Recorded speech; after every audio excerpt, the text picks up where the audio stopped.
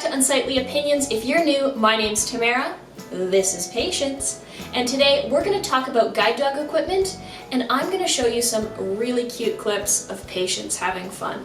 Let's pause here for a moment. I know most of you are here for the cute puppy clips and don't really care about guide dog equipment and what I carry around with me, so you can skip ahead to the timestamp listed on screen right now.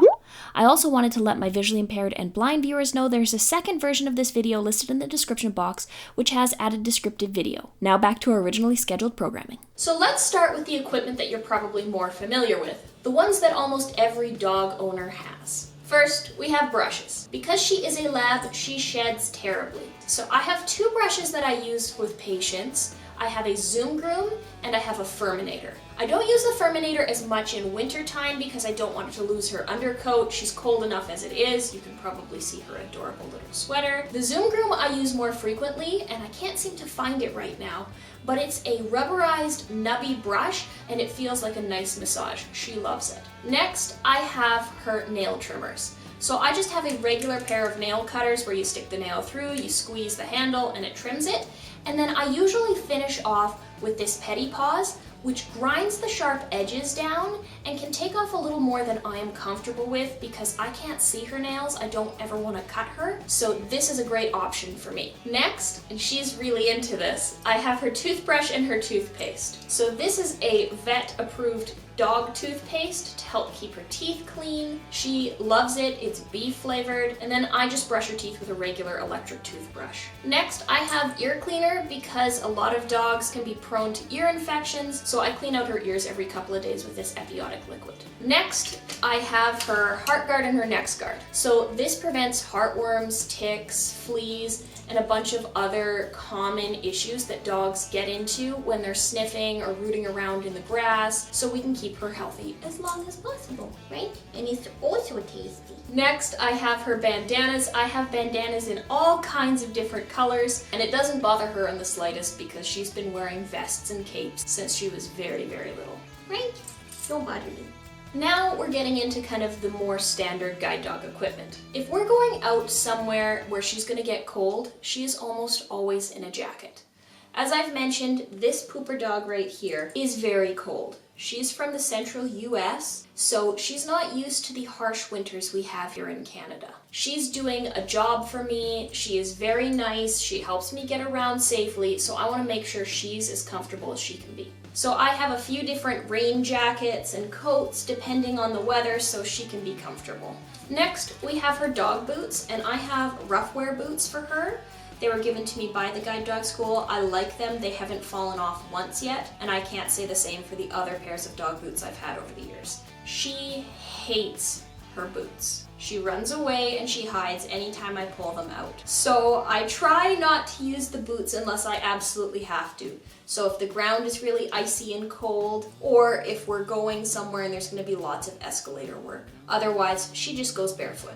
The next thing that I usually carry when I go out for anything longer than a few minutes is I have a collapsible bowl. And I love this because it can just tuck right into a backpack or a purse, and it's really small, and that way I can give her water or food or anything else and she can be comfortable and hydrated. The absolute minimum I leave the house with is poop bags because dogs are dogs, and even if they are scheduled perfectly, there will always be times when they want to surprise you and have a little number 2 on the way. Next, we have all of her treats. And she gets treated with dog treats, specifically these Zooks. These are high value rewards, or I also reward her with kibble. And if we're working together, because a guide dog's training never really ends, I bring out a clicker. And you can tell she loves the clicker because it's something that she knows when it goes off and it makes that high-pitched clicking noise, she gets rewarded every time.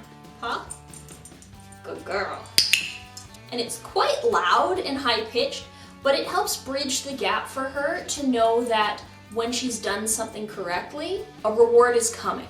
So she was clicker trained, and that can help me teach her new things like new destinations, new landmarks, new posts, and really help hone her training and skills. Not all guide dogs are clicker trained, but the ones from my current school are. Next, we have her leash, and I have a couple of different leashes, but I'm showing you her work leash right now. It is a 5-foot leather leash that has multiple attachments, so I can make it many different lengths. So I can make it a long leash, or it's about 5 feet long, or I can make it the work length, which is nice and short, so that we can work together and we're staying close to each other. I also have a carabiner on mine at the longer length, and that's because sometimes when you're out, it's nice to be able to use both your hands to look at something, and I can just clip her to my belt and she's not going anywhere.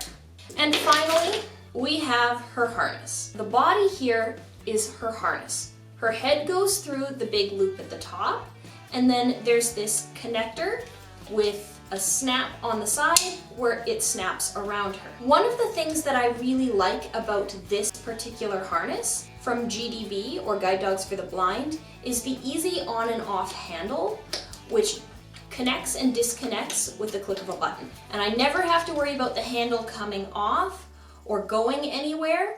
And if we're in tight spaces like in the back of the car, I can pop the handle off and we're both comfortable. When she's in a harness, I hold on to the handle and she guides me with a gentle tug so that I follow her about 1 step behind her front shoulder. Now on to introducing you to Patience properly, right? What should we show them? What should we show them? I have accumulated footage over the last couple of months of Patience having some fun. I hope you enjoy. I know seeing a cute pupper doing cute things is probably why you clicked on this video, so without delay, allow me to introduce you to Patience. She is a teeny weeny 50-pound purebred brindle Labrador. Before I got Patience, I didn't even know what brindling was. But anyways, she's mostly black with flecks of brown around her muzzle and on her little front footies. I think it adds to her cuteness. What about you? She loves people. She'll do anything to coerce anyone around her to get in some lovin' and scritches. And it is no lie that she is the best snuggle buddy I have ever met. Sometimes we do break the rules and have a nap together in bed because one of her many talents is as a perfect pupper space heater. She loves food and will dance for her dinner every night. Some of her favorite snacks include watermelon and ice cubes. It usually gets pretty messy, but she's always a proper lady and cleans up after herself. She has her own little routines and always runs to grab one of her bones after every meal for a good chew session. She's like most labs. Fun is number one. She's a little pent-up bundle of excitement. She explodes with energy and really lets her hair down when she gets to play her favorite games of chase and tug. You can really see her let loose when she goes on puppy play dates and will run for hours. But then there's the flip side. After the excitement wears off, she is comatose the rest of the time.